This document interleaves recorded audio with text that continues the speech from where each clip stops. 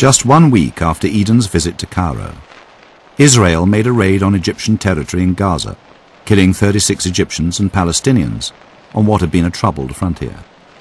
Nasser came under severe pressure to equip the Egyptian army and the Palestinian fighters against the Israelis.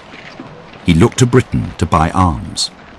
Finally, he said to his quartermaster general, look, get over there and just find out what they're prepared to sell us. I don't buy anything. Pea shooter, catapult. See where they are. And there was an argument about everything. There was even an argument about some biplane, and the quartermaster clearly went back saying, you're not going to get anything out of them. Don't bother trying. As Britain, along with the Americans, would not sell Nasser arms, he was determined to look elsewhere. To the horror of the West, Nasser made a deal with the Soviet bloc. It was a big shock, because it suggested that the threat of communism spreading through the Middle East was real, and that Nasser had, in a sense, sold out.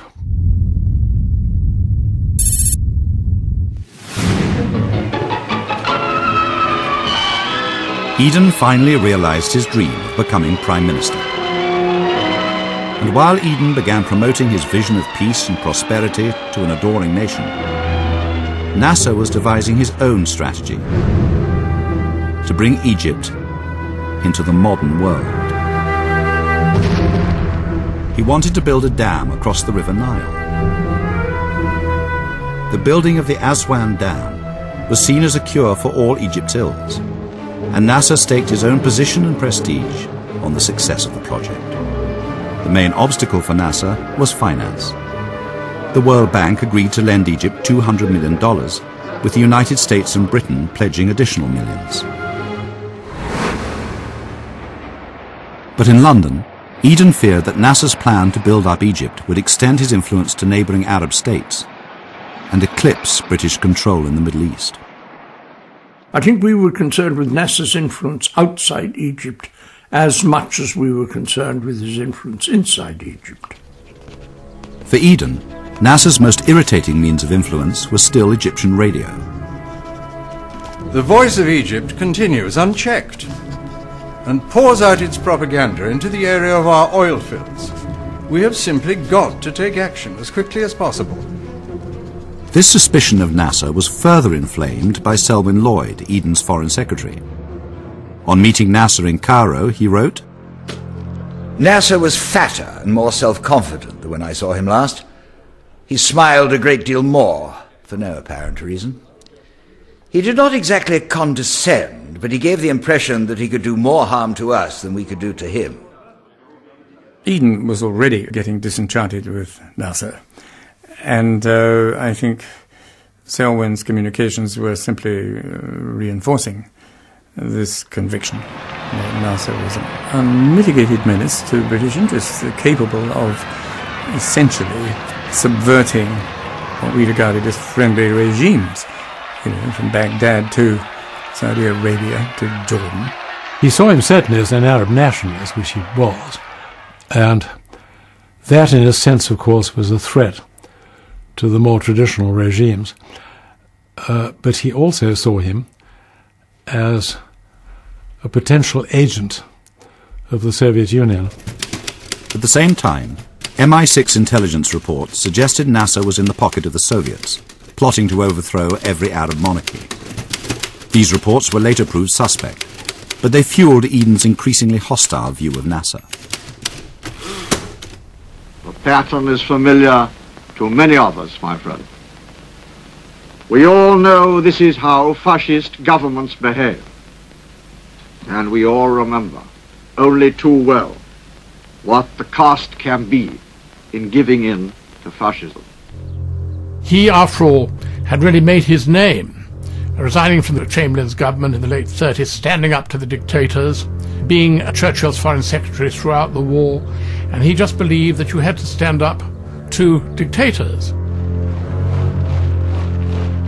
I think his view of Nasser was that Nasser was dangerous, and that he was a dictator and that you ought to stand up to him, and surely whatever the cost in money and blood, you had to do this. Eden, who didn't need much to fuel his suspicion of Nasser, decided the game was up. It was time to try and get rid of him.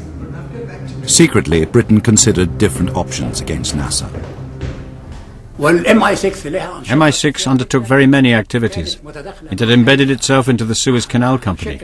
The goal of this was to attack the regime, or to participate in any attempt to assassinate Nasser by one means or another. I think by subversive Nasser, perhaps people like the Prime Minister might mean not flinching from covert activity.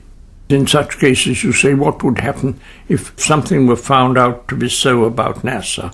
If necessary, some semi-fabricated thing about Nasser which would discredit him in Arab eyes.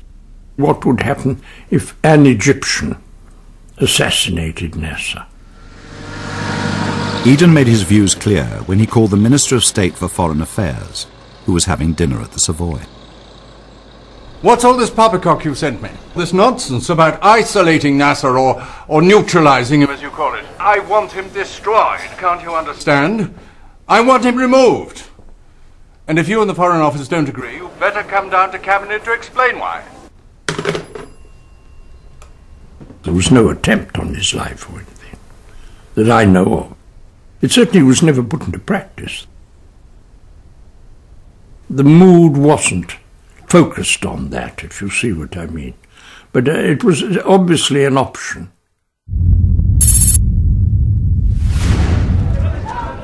Nasser's power was in the ascendant.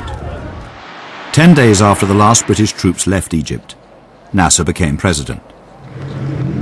It was the end of 74 years of occupation. But the Egyptian celebrations were short-lived.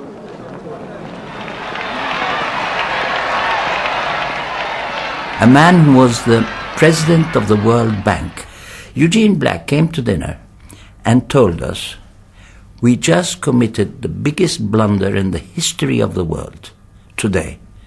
And I said, what? He said, on the orders of Mr. Foster Dulles, who was the Secretary of State for Eisenhower, he said, we refused to loan Nasser money to build the Aswan Dam. Nasser was not even told this devastating news personally. He heard it second-hand.